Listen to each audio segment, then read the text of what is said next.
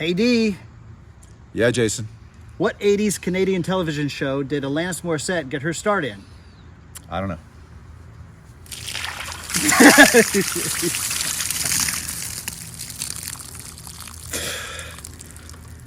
Let me guess. You can't do that on television? That's right. Don't worry, that'll come out with a little water.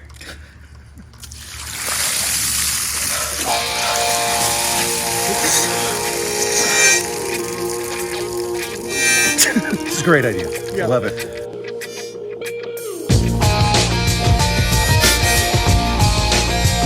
You don't have any notes? Do I stress you out?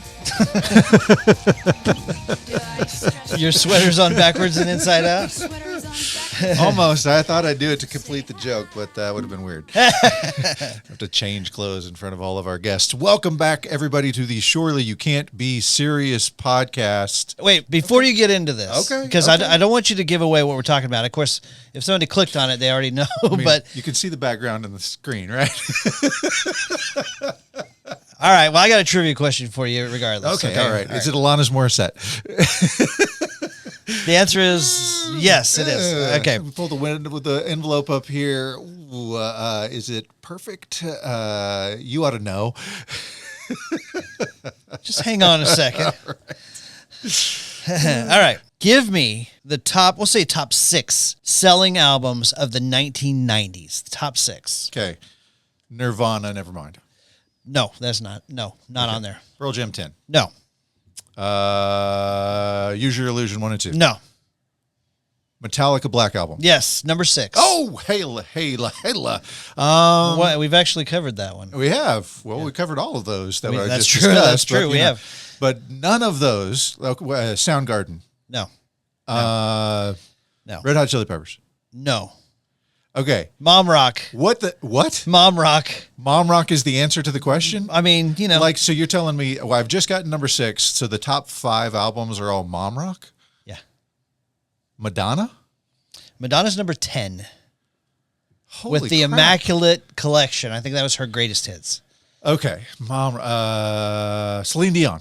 Celine Dion has the number 4 and number 5 slot. Both. Okay. She was raking in the 1990s. I'm going to go on a limb and say Alanis Morissette, Jagged Little Pill. Jagged Little Pill is number 3. 33 million copies sold. Okay. By the way, while you're yeah. tossing this around in your head, Yeah. the top 10 Yes. for the 90s, Yeah. all over 30 million copies sold. We'll never see that again in our lifetime. Just so that we're clear on what we're saying, Alanis Morissette, Jagged Little Pill was the number 3 best-selling album of the 90s. Yes, that's correct. Wow. Okay. So I remember how annoying Ironic was at some point. I love the song now, but you heard it so much. So I'm tell me it's not Ace of Base. It's not Ace of Oh, Base. thank goodness. Not Ace of Base, nope. Yes. Oh, yeah. All right. Number 1, The Bodyguard is number 1. The most, Sweet. 45 million Oh, copies. it's so crazy.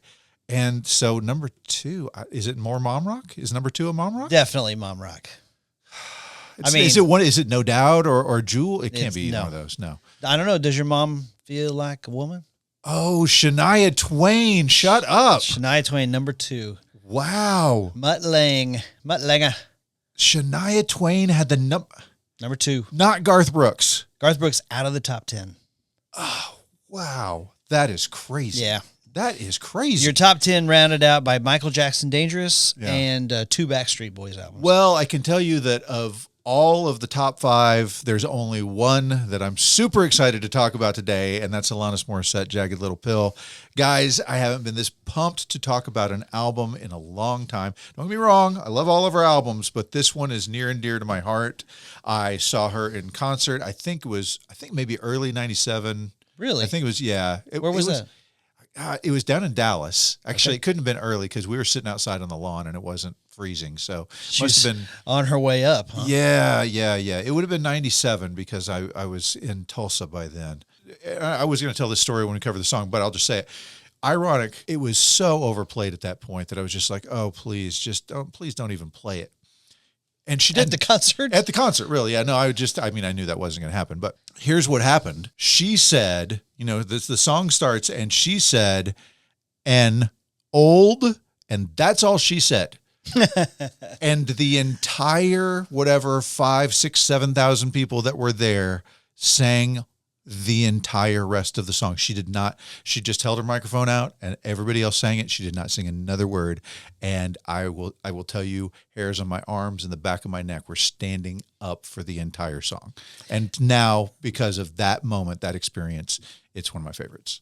I love it, man. I love it. This album is so improbable of being in the top 10. It's crazy. It's a glorified demo album. It's really similar to the Collective Soul, Shine, hints, allegations, and things like that. Yeah. It was meant to be a demo. All they wanted to do was sell enough copies to get her another album. Yeah. Yep.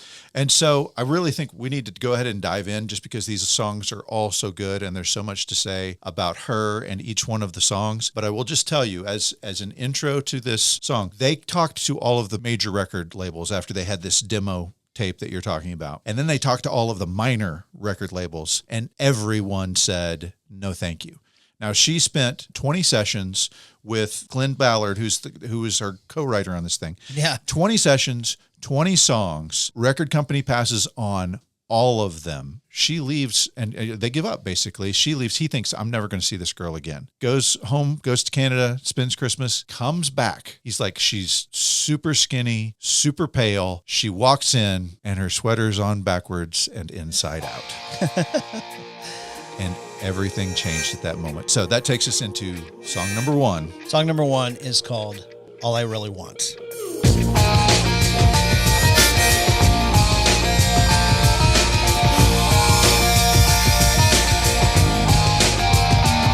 Do I stress you out? My sweater's on backwards and inside out, and you say, how appropriate.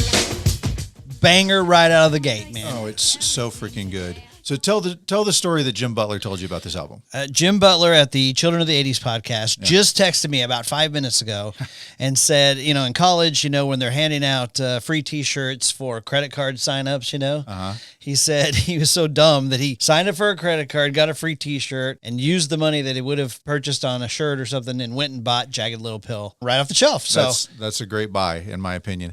I can't remember how I came across the album. I can tell you that in 1995 and 96, had a band together, and we had a girl come and join us as a singer, and we basically learned every song on that album. So I can't remember when it came into my wheelhouse. I obviously, like everyone else, was totally blown away by the next song that we're about to cover. Yeah. But I can't remember, it was just like you just had to have the album. You just had to. Enough about me. Let's talk about you for a minute. Enough about you. Let's talk about life for a while. The conflicts, the craziness, and the sound of pretense is falling all around. You had to be like Def Dave levels of head under the rocks to not know all the songs on this album, right? I mean, it was just part of life. Everybody knew these songs. All love to you, Def Dave, but yes, you did go hide in a cave. You've told us as much. Yes. So before we go any further, this album was released June 13th, 1995. Yep. Sold 33 million copies. It won 5 Grammy Awards, was nominated for 9. Here are the awards that it won, okay? It won Album of the Year, Best Rock Album, Best Female Rock Performance, Best Rock Song, and Best Long-Form Music Video. Right. Okay? Glen Ballard is the producer of this album. Yeah. I'm sure you want to tell the story how they met and how they started writing songs. They wanted to write 1 song a day, but he's not nobody, okay? And I sent you this list of songs that he wrote. This is crazy. Right? I know. Keep Okay. going. Yeah. So he wrote Hold On by Wilson Phillips, Yep. which is a big hit from the 1990s. Right. Well, I mean, Yeah. let's not. As long as we're talking about Def Dave, might as well talk about his favorite band's kids. Yep. Keep going. He wrote Pink by Aerosmith. Oh, that's a great one. Yeah. Yeah. He wrote Man in the Mirror by Michael Jackson. Oh, your favorite song. I can't love tell you that how song. wrong you are about that one, but I it's love still it. just impressive. Yes. And he wrote, wait for it, All I Need by Jack Wagner. It shows up again. How is Jack Wagner woven through every piece of fabric of every story that we seem to tell? It's incredible. It's nuts. And so he met her, and I think the line he is reading her music, right? And the line that he sees is, "You hear the sound of pretenses falling," and he was like, "How do you not want to write with a girl who writes like this?" And Right. she was 19 years old. 19. It's incredible. Yeah. Now, I don't know if you know this or not, but she was on a Canadian television show that I loved as a kid. Oh, boy. The kid's my worst enemy. Came in here today, the city health inspector. That's too bad, Barthy. Did you give him a burger from across the street to get him off your back? Yeah. No, I did not. I gave him a Barth burger to get him off my back. I guess we won't be hearing from him anymore. No, but we'll be tasting them for many weeks to come. Who do you think's in the burgers? I heard that. Oh, Bart!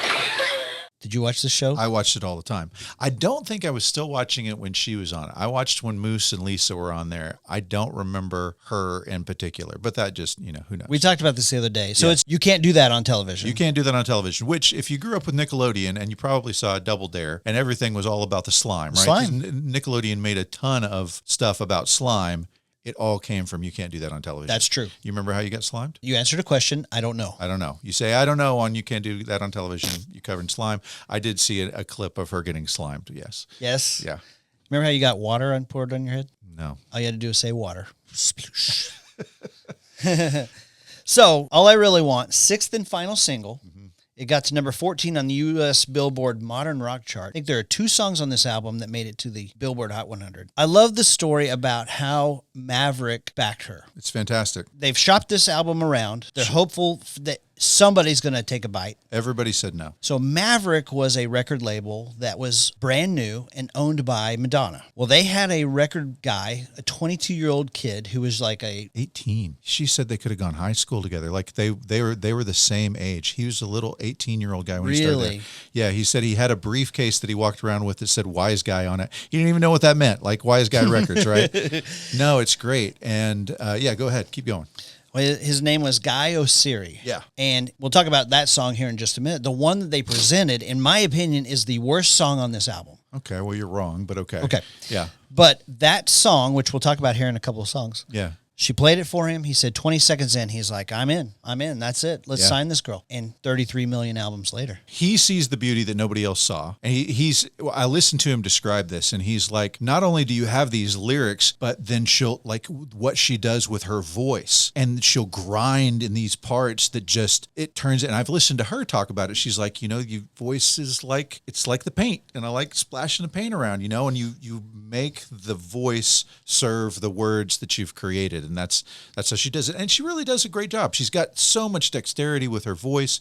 She's got these wonderful lyrics. So, of course, she meets Madonna later. This is Madonna's label or whatever. And right before she meets Madonna, like right before she gets to the meeting, she gets held up at gunpoint. Alanis Morissette gets held up at gunpoint. Okay. So like when she's like comes from being held up into the record label to meet Madonna for the first time. And so they're telling Madonna, and she's like overhearing this in the hall. They're like, okay, well, she might be a little like nervous. She just got held up at gunpoint. And Madonna's like, oh, I wish I had been held up at gunpoint. That's such a great story. Oh my gosh. Yeah. That's hilarious. Yeah. You know that when she was held up, she was willing to give the guy anything, but she had some of the demos in her backpack for Jagged Little Pill. Oh. She's like, I was willing to give them my purse, my wallet, all of my money. She's like, but I really, really did not want to give them what was in my backpack. Right. They take that, and we don't have the album we got today. It's crazy. All they wanted was her purse, basically, and that was it. Oh my gosh. Yeah. By the way, I don't know if you ever had to read Great Expectations. Might have had to read it. I don't think that I did read it though. Right there with you. But there's a character from Great Expectations mentioned in this song, Okay. Estella. Yes. That's deep level of rock If writing. you listen to her speak, her vocabulary is so strong, so very strong, and she uses it with ease. It's not like some people used to very use smart. big words, and you're like, oh, you've been waiting to use that word. No, she's just throwing them out there in her daily conversation. She's incredibly intelligent. Very, very intelligent person. Poet. Yeah. Okay. So if, Def Dave, you've only heard one song on this whole album, it's going to be this song right here. If getting your car keyed and your tires slashed were a song, this is it. Yeah. I want you to know that I'm happy for you. I wish nothing but the best for you both. I know the version of me. Is she perverted like me? Would she go down on you in a theater? Does she speak eloquently? And So he's got one question for you. Yo. Are you thinking of me when you her? I scratched my nails down someone else's back. I hope you feel it. Oh, this angry. There's this image of girls when they get broken up with that, they're going to go sit in their PJs and eat Ice cream. Yeah. And she blows that out of the effing water with this song. I think she gave voice to a lot of women at this time. Yeah.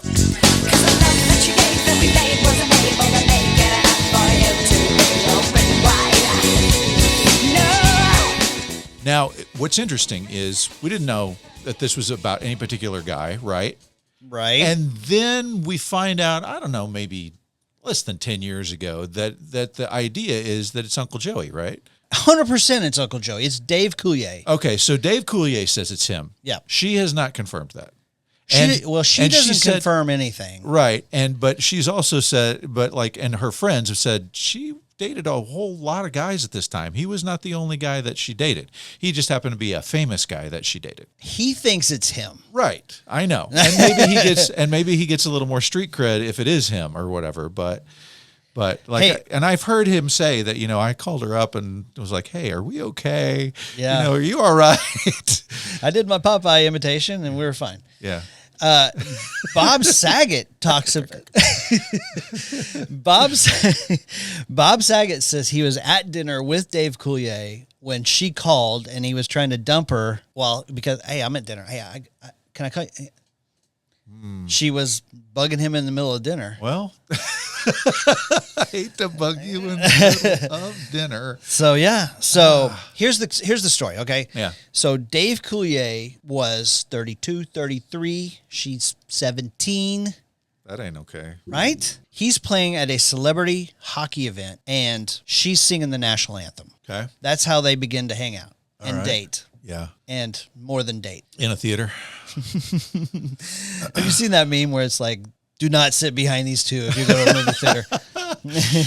Oh, gross. All right, so this song won the Grammy for Best Rock Song, Best Female Rock Vocal, and of course, it's a major part of why it won Album of the Year.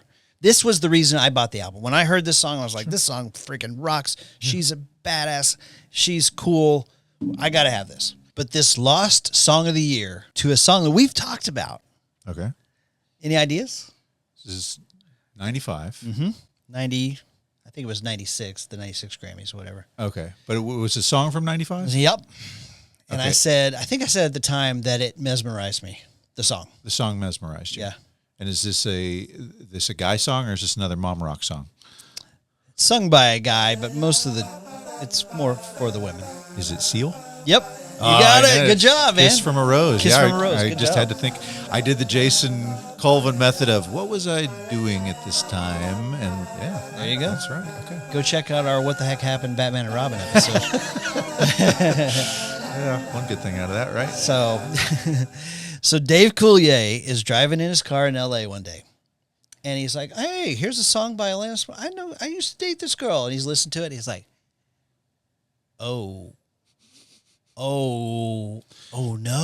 Yeah. He calls his buddy. He's like, I think I really hurt this girl. Yeah. And his buddy said, well, no crap. You were 32 and she was 17. Right. This song rocks. I love it. It's the best song on the album. It's the reason why I bought the album. I can't disagree with you, honestly. I may have other songs that I'd like to listen to more from time to time, but this one is the steady, hands down winner. Yeah. VH1 ranked this song as the number 12th best song of the 90s. Wow. Okay, so you have a couple of freaking all-stars on this song. You've got Flea from Red Hot Chili Peppers. Yeah. And Dave Navarro from Jane's Addiction and Red Hot Chili Peppers. Yeah, that's right. Which is interesting because number one, obviously, you've got this video. You remember the video. She's out in the desert in the suitcase. and all Death that. Valley.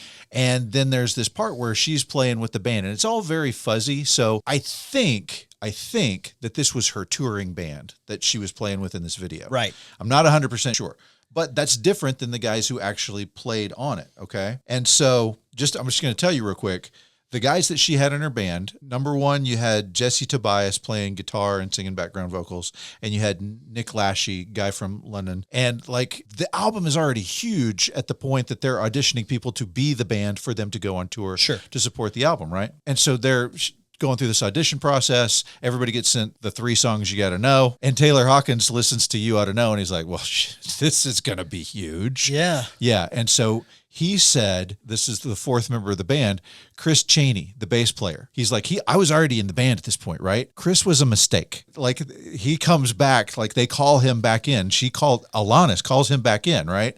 And when he gets there, she looks over at Taylor and she's like, I called the wrong guy. Oh. I called the wrong guy. And Chris Chaney was a jazz bassist. Like he hadn't been in the Seattle scene. He didn't know these songs. And so they had called him back. So it was kind of like, well, yeah, I guess he's good enough. And so Taylor Hawkins says, hey man, here's Soundgarden. Here's Nirvana. Here's Pearl Jam. And here's Jane's Addiction. This is what, go learn this stuff so that you can be aware of what's been going on for the last 5 years. Wow. Then ironically, once they're done with their tour, Chris Chaney becomes the bass player for Jane's Addiction. Really? Yes. That's really good. Yeah. So But sorry, I interrupted myself.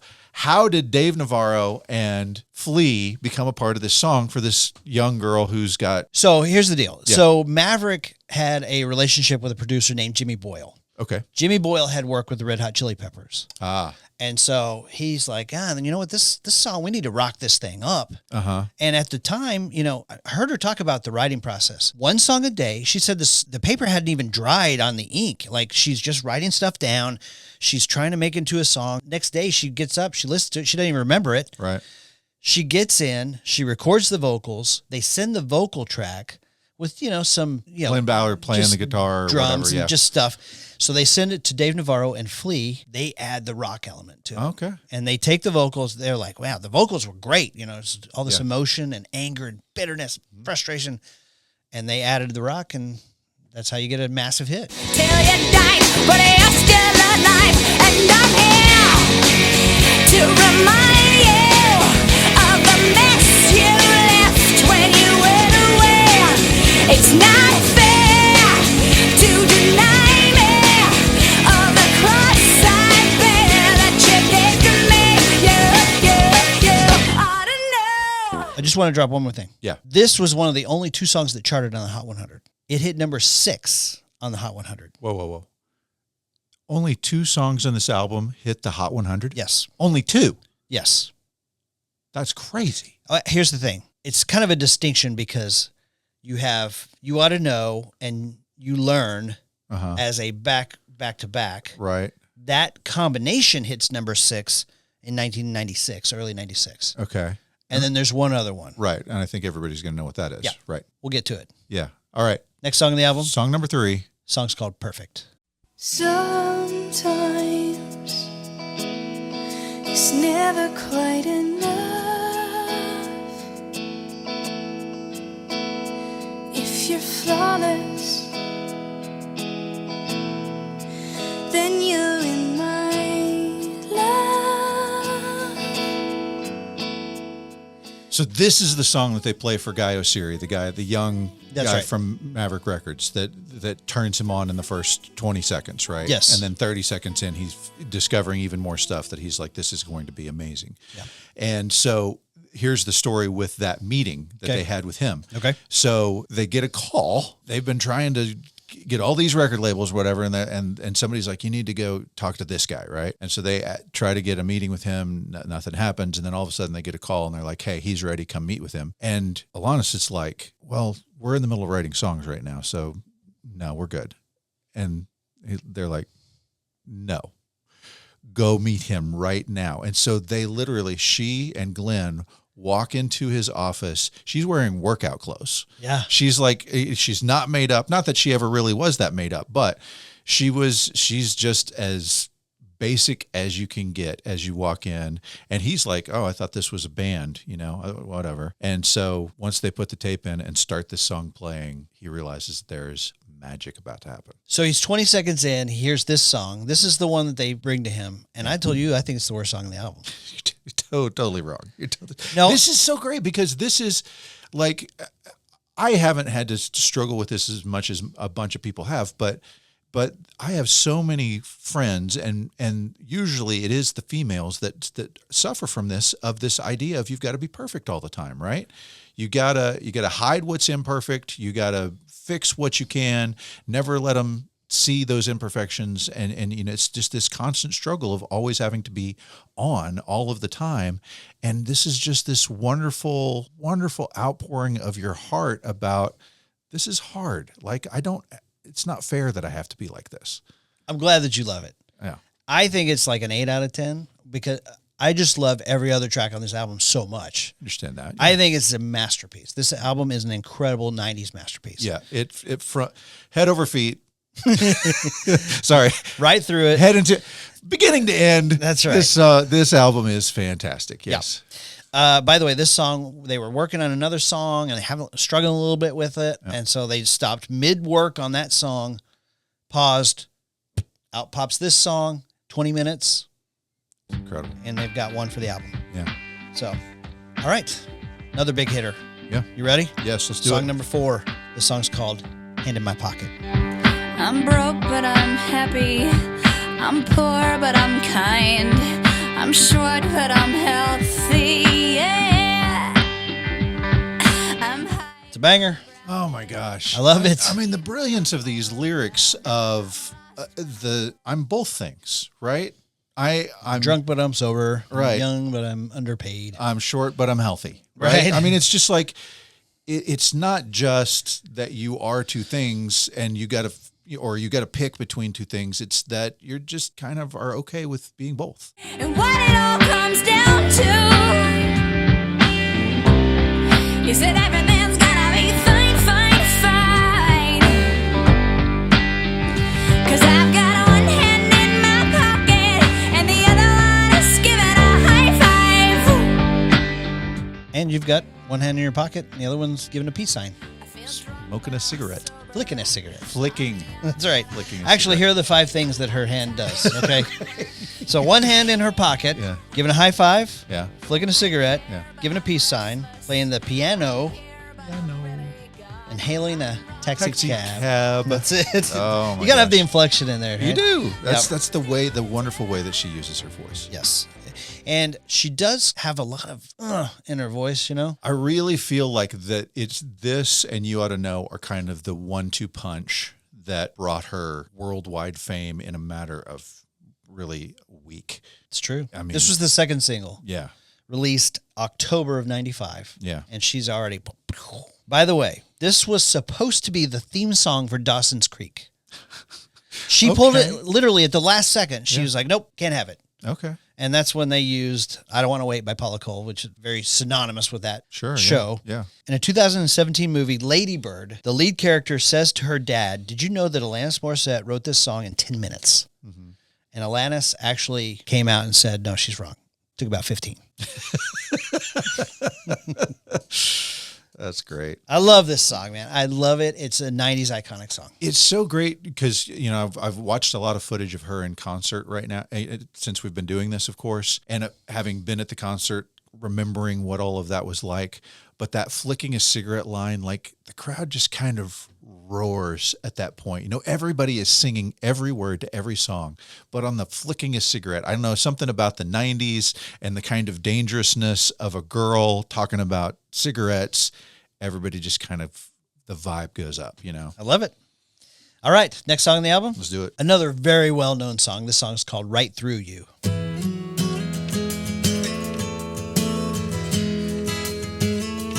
Wait a minute, man. You mispronounced my name.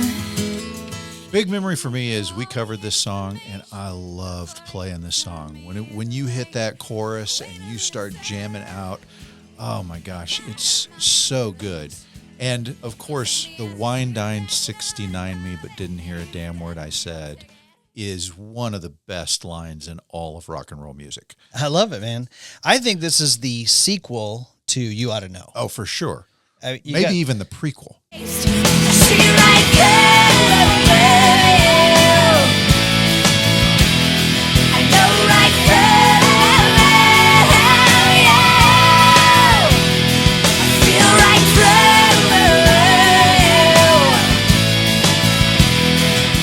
you. Actually, I would say it's the prequel. Okay.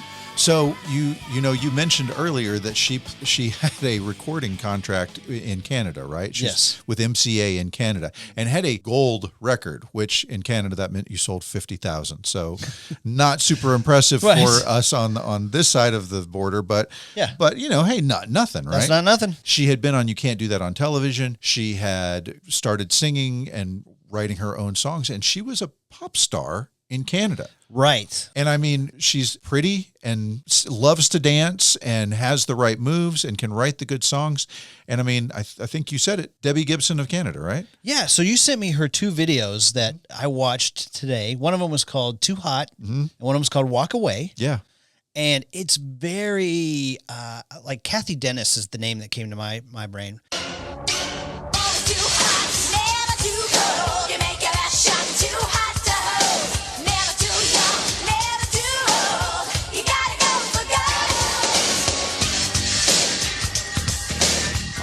And it's dance pop. It's Tiffany. It's Tiffany. Yeah. It's Debbie Gibson. Yeah, I mean, Right. Yeah. I mean, she's dancing around in a jeans jacket and a crop top and hanging out with a bunch of cute guys. It's all that stuff from the mall pop stuff that we had back in the late 80s and early 90s. including Matt LeBlanc of Friends. Right. Yeah.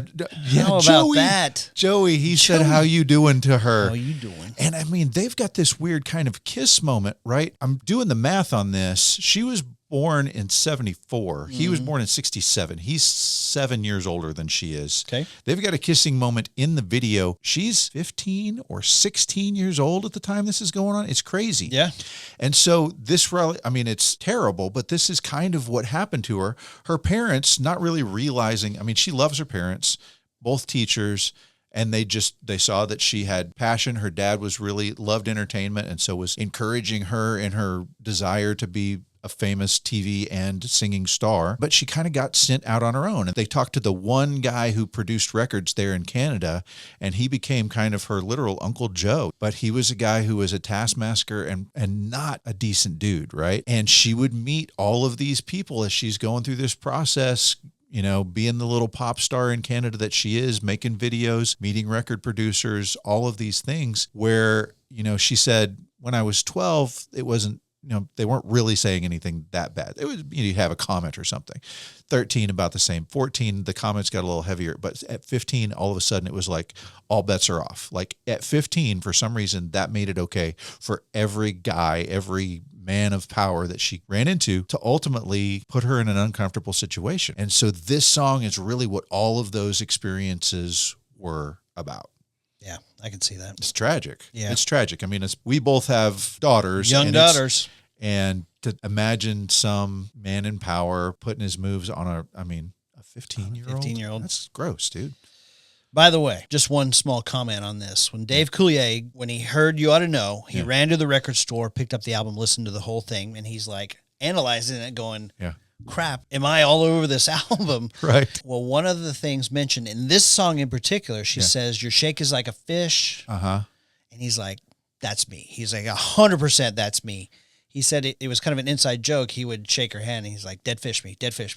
And that is prequel to You Ought to Know right here. Yeah. I'll go with that. And just on the kind of mutuality these two songs share, that You Ought to Know and this song, she talked about how she was living in an apartment in LA, as they're going through this process. And she ran into her landlord before. Yes. Female landlord. And she said, the landlord said, "Oh, hey, I'm so impressed at how well you're doing." She goes, "I got to tell you the truth. When your album came out, I didn't really like it. And then I got divorced. And now I love it. Right. That's right. That's Yeah. hilarious. This is divorced mom rock. This is what this is. That's it. Yeah. All right. Next song on the album. This song is called Forgiven.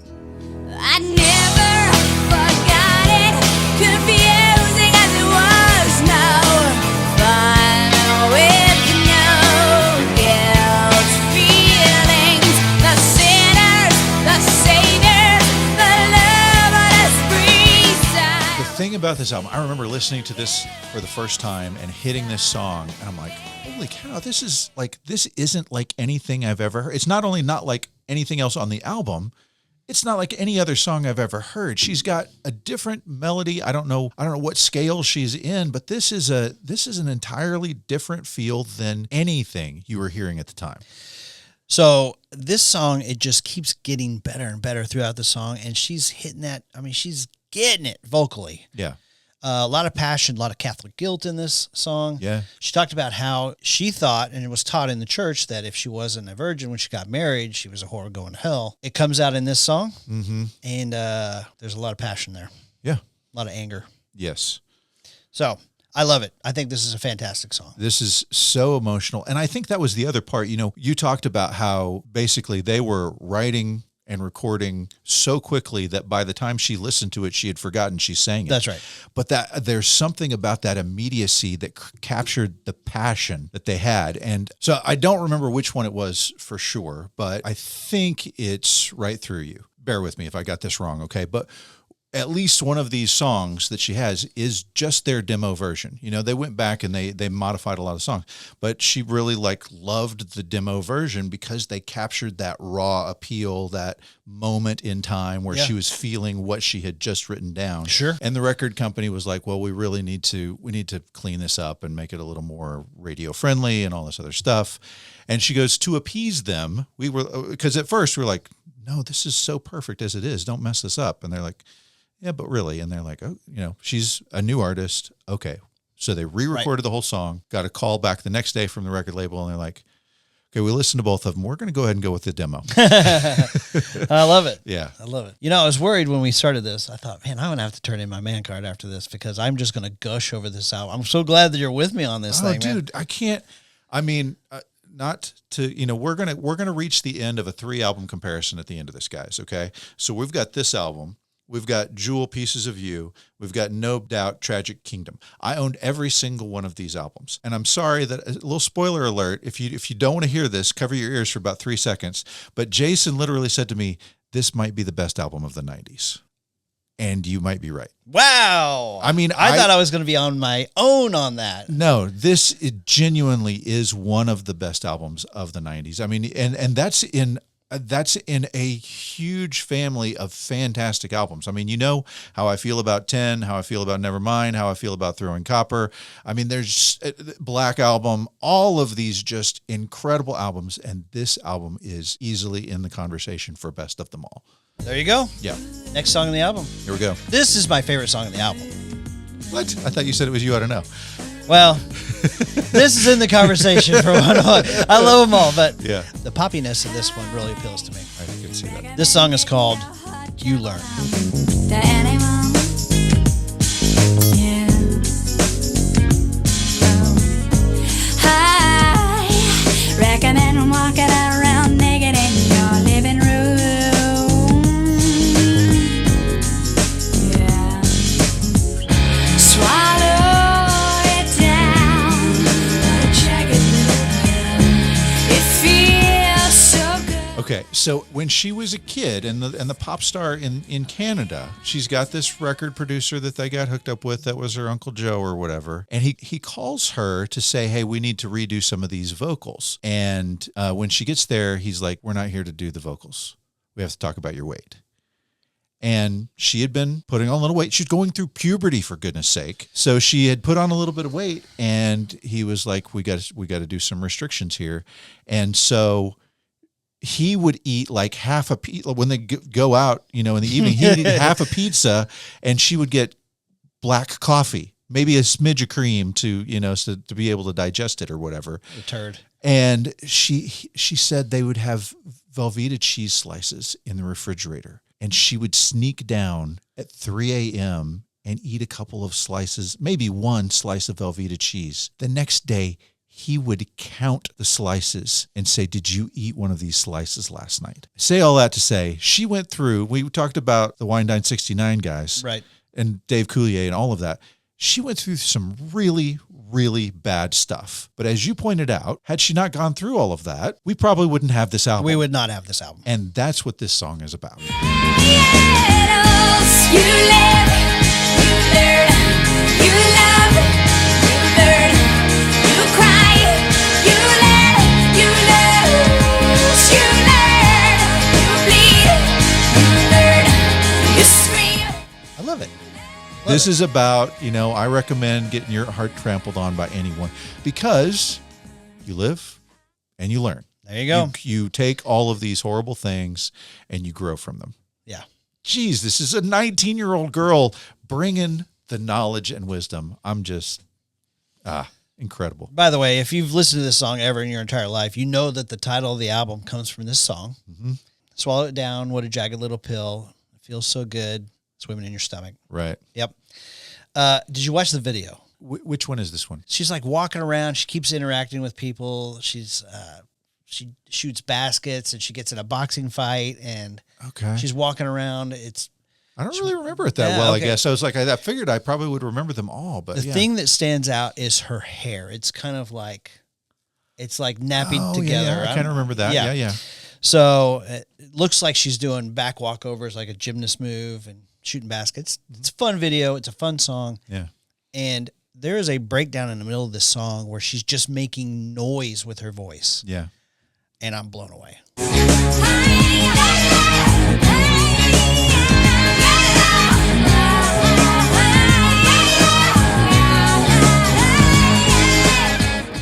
love it. Nice. This was the most successful single in Canada in 1996. Okay. And it was the fourth single released in the U.S. It's a great song. Didn't chart on the Hot 100. Are you kidding me? I can't believe that only 2 of these songs charted on the Hot 100. What's going on? It doesn't make any sense.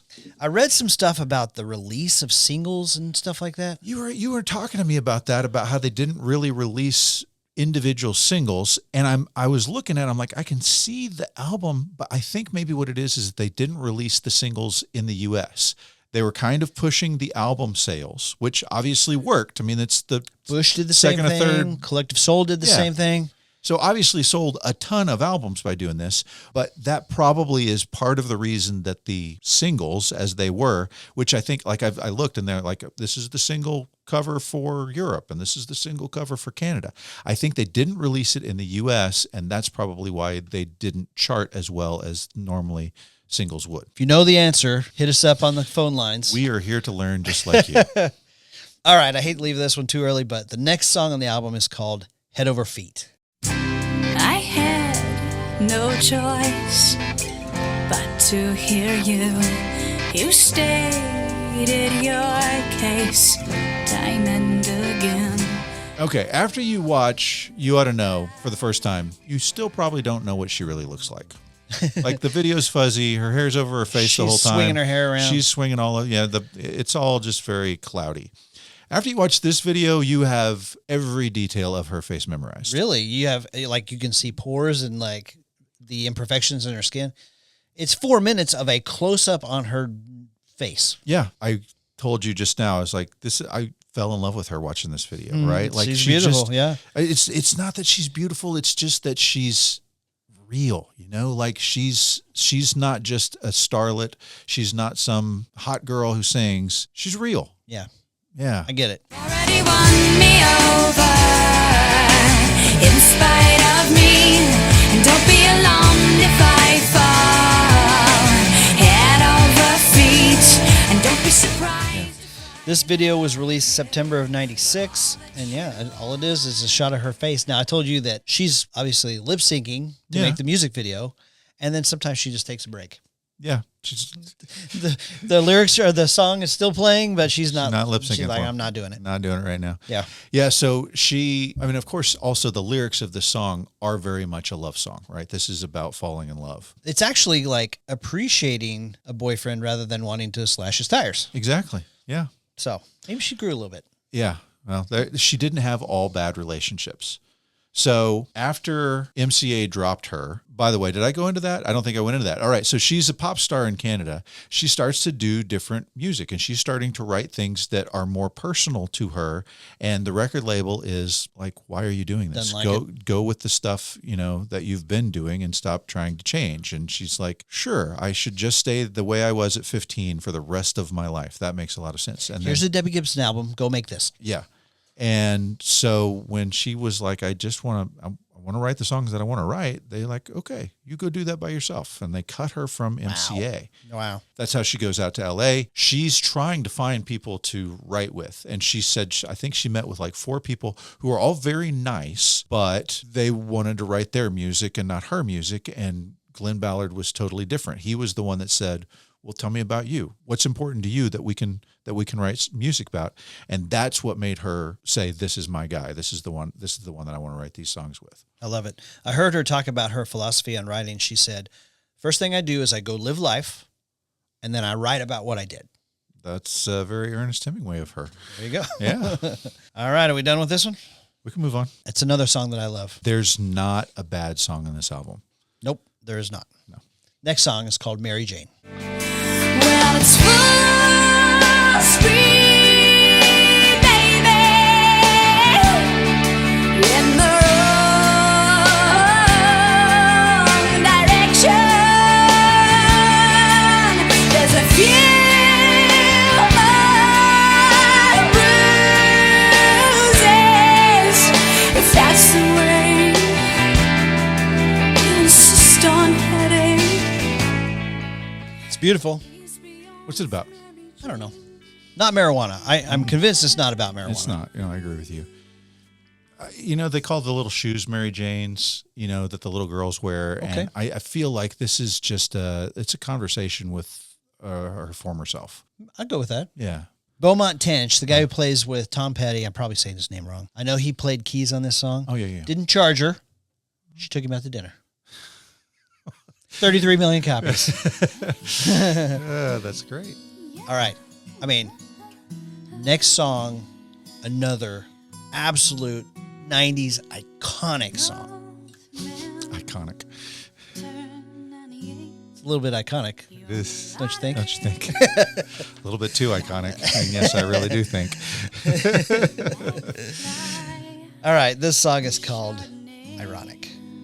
It's a death row pardon, 2 minutes too late. And isn't it ironic? Don't you think? It's like rain on your wedding day. It's a free ride when you've already paid. It's the good.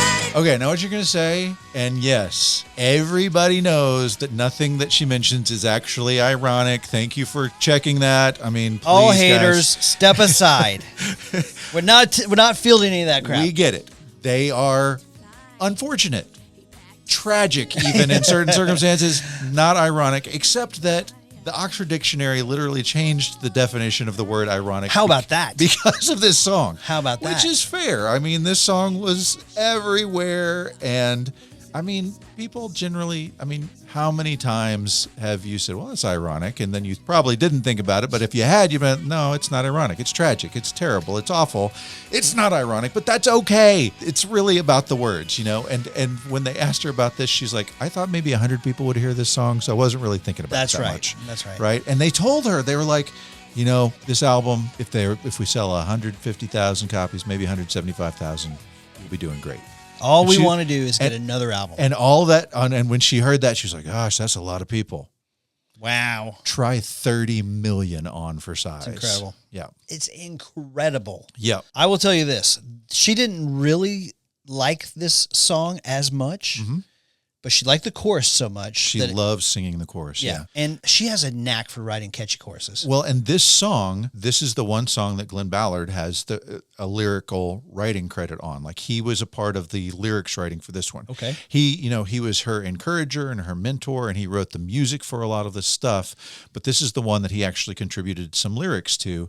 And she kind of wanted the whole album to be her album. Fortunately, there were other human beings who were like, please put this song on the album, please. And she acquiesced. Yeah. And once again, 30 million albums. I have to think at least half of them are because of this song. This song reached number 4 on the Hot 100. Yeah. This is the highest charting song on the album. Yeah. Celine Dion kept her out of the number 1 spot. More mom rock in the 90s. It's crazy, man. But hey, I'm not complaining. I even like some of those Celine Dion songs. Right. And even some of the Shania Twain songs. Sure. And Shania Twain. Wow. well, I mean, I like girl music. I realized it in the 90s, you know, as I'm wrapping up Jagged Little Pill and I'm throwing in Pieces of You and then I'm grabbing No Doubt. I'm just like, dude, I saw Alanis perform. And if you get to see a girl perform live, she'll melt your heart, man. She really will. I mean, beautiful or not, if she can sing, her attractiveness level increases exponentially. It should be said also that she's basically our age. She's right between you and I. Oh, yeah. Like, yeah, you're 73, she's 74, I'm 75. Yes. That's right. Also, we can't really skip this video. Let's talk about the video. I don't like the video at all. Tell me why. Well, first of all, I think the song is awesome, but it's 4 versions of herself in a car, and she's acting like she drives the short bus to school. I mean, she's acting like a spaz. I mean, it's just... She's being different facets of herself, right? She's got the serious one. She's got the boss. She's got the crazy one. She's got the lighthearted, fun one. She's just trying to show you that she's not all angry girl all the time, right? She was kind of pegged as the angry girl, so I get it. She really was. And so, yeah, I remember watching this and thinking, okay, she can cut loose. She can have a little fun, be a little goofy. I dig it. She was goofy. Yeah. She was definitely goofy. You like it? And Okay. having fun. I really enjoyed it. Yeah. If you like it, then I like it. How about All right. That sounds good. that? Okay.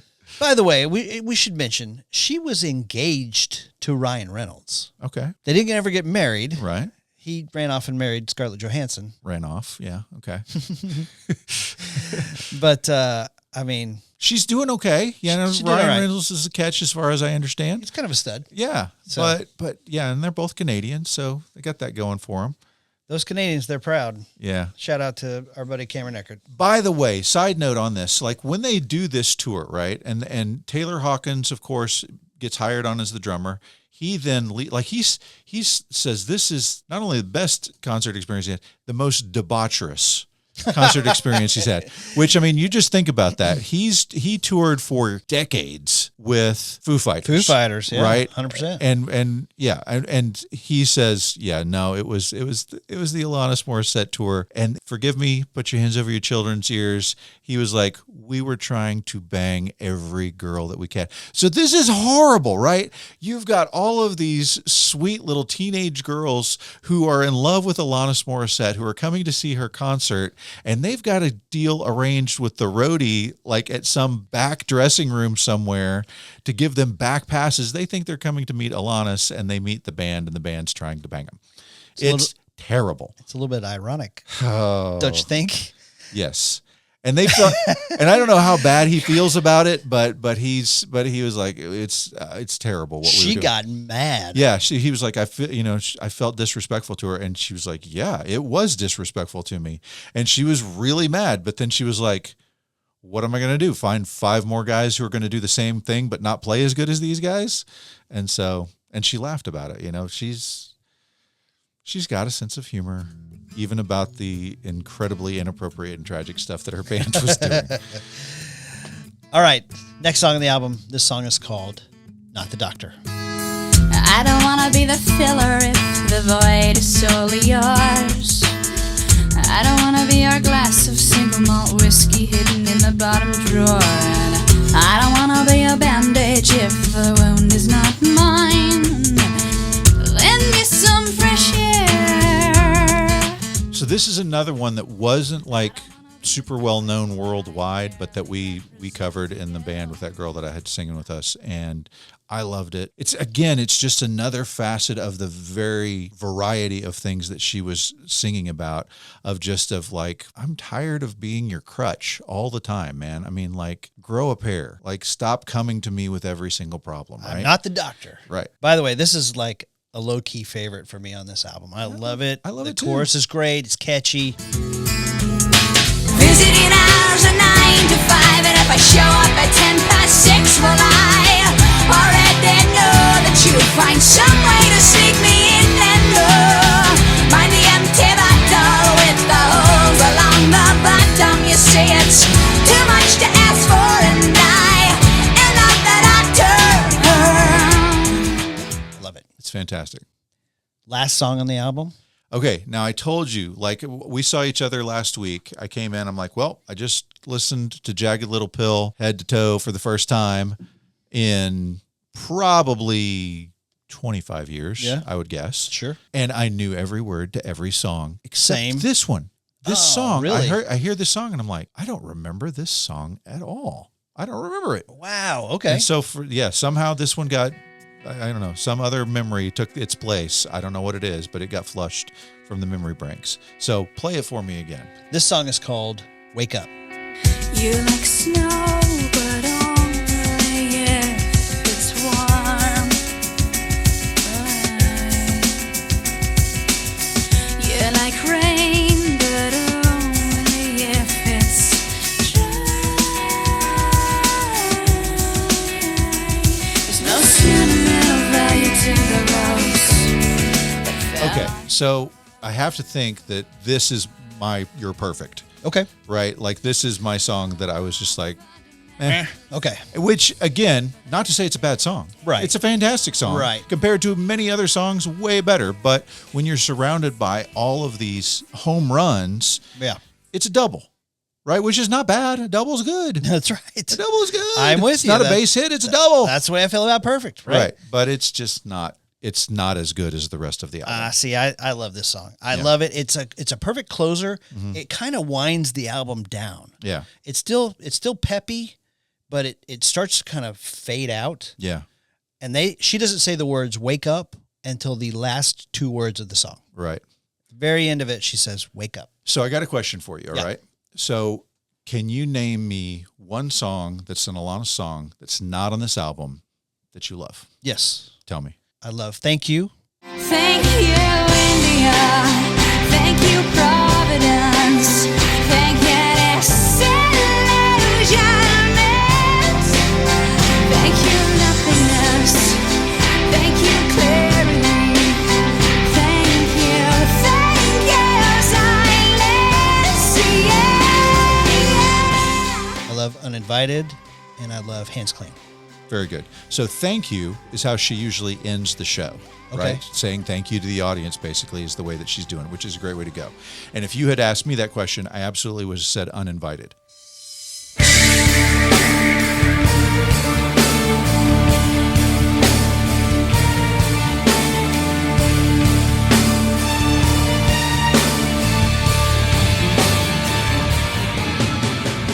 When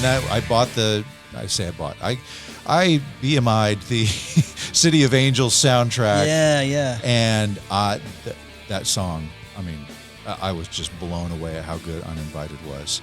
And she said she saw a rough cut of the movie, went home to her piano, wrote it in 10 minutes, right? And it's so freaking good. But I need to say this. Like, she was a 19-year-old girl. She meets this guy who is going to lift her up instead of crawling on her back, right? And she writes 20 songs with him, and they come out with this album, right? Yeah. And get turned down by everyone. Right.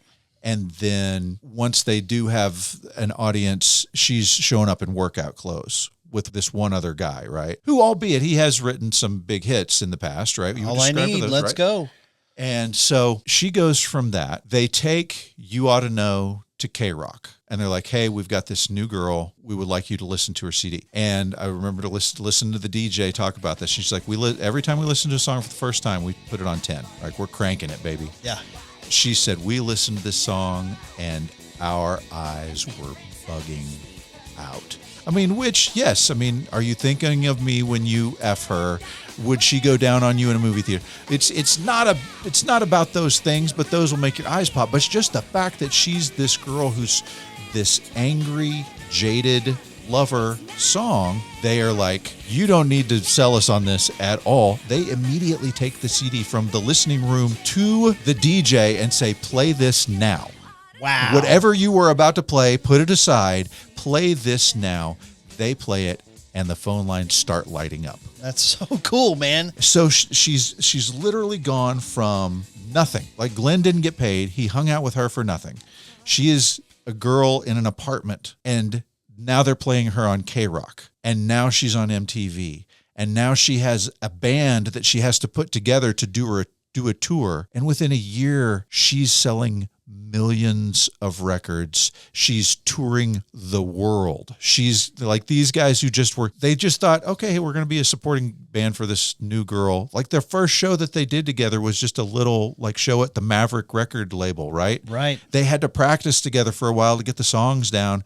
And this is the first time they've ever performed as a group. And within the year, they are selling out stadiums. It's truly an amazing story. You talk about Absolutely. an overnight success. Yeah. Like, she was a big pop star in Canada first, and without those experiences, you don't get this album. But she literally went from nothing to everything in no time. It was a nuclear bomb. Is it fair to say Kurt Cobain was the male voice of the 90s and Alanis Morissette was the female voice of the 90s? As far as the jaded, disenfranchised teenage crowd goes, 100%. I don't think Shania Twain's carrying the voice like she is. She is pop. Yep. Yep. Okay, guys, I hope you enjoyed this one. Come back next week. Are we talking about Jewel next or No Doubt? Jewel. All right, we're talking about Jewel, Pieces of You next. We'll follow that up with No Doubt, Tragic Kingdom. And at the end of all that, we will give you our ranking 1, 2, and 3, gold, silver, and bronze. Which of these albums is the best down? So thank you, guys. Appreciate you. Thanks, guys. We'll see you next time.